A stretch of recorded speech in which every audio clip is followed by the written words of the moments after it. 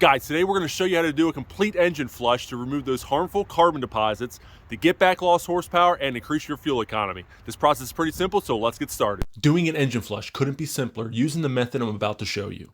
The only products you are going to need are 2 cans of seafoam and 2 oil changes worth of oil. Also, make sure you start this engine flush guide when you are 100 to 300 miles away from your next oil change. First, you want to pour some seafoam into your crankcase. This will help clean the inside of your engine. Seafoam recommends 1 ounce per quart of oil. Since this is a 16-ounce can and I have close to 8 quarts of oil in my engine, I will be pouring half of the can into the crankcase. The other half of a can I will pour into a vacuum line. I'll show you how to find out which vacuum line to use later in the video. After pouring it into your crankcase, you will now need to pour a whole can into your gas tank. Make sure you have at least 3/4 of a tank of gas before doing this. This will clean your fuel system and, more importantly, your fuel injectors. Now that you have seafoam in your crankcase and your gas tank, you want to drive about 300 miles before you start the next step. Once you are close to 300 miles, it's time to change your oil. If you are wondering what device is on my oil pan, it's called a Valvomax oil drain. I'll link 2 videos below that go into more detail about that product. Once you complete your oil change, it's time to use the half of a can of seafoam you have left. We will be pouring the rest into a vacuum line while the engine is running. Make sure you have an additional person to keep the engine close to 2,000 RPMs. This will maximize the effect the seafoam has and will prevent your engine from hydrolocking. Now we need to find a vacuum line. The easiest way to do this is to look for a small rubber hose that leads to your intake manifold. When the engine is running, you will be able to feel air being pulled through that hose. I'll be using this hose on my engine.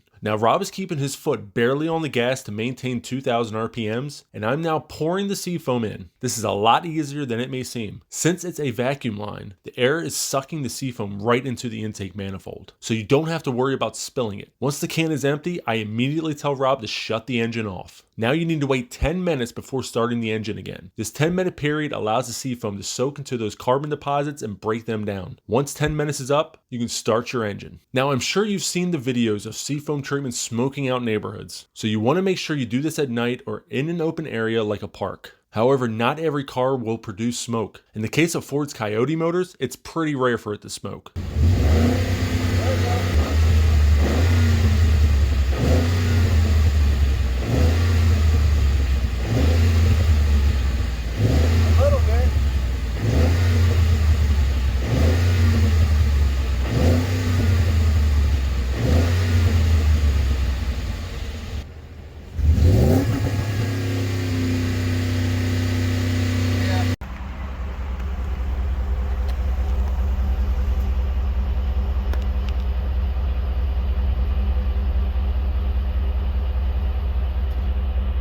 Now this is the second time I put seafoam through a vacuum line on a Coyote motor. I had a 2017 Mustang GT. I tried it on, no smoke. I just tried it on my 2013 F-150, still no smoke.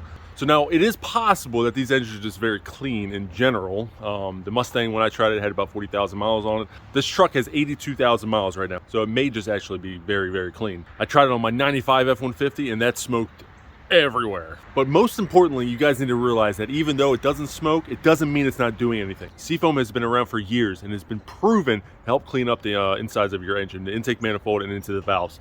So don't be discouraged if you don't see any smoke come out of your exhaust.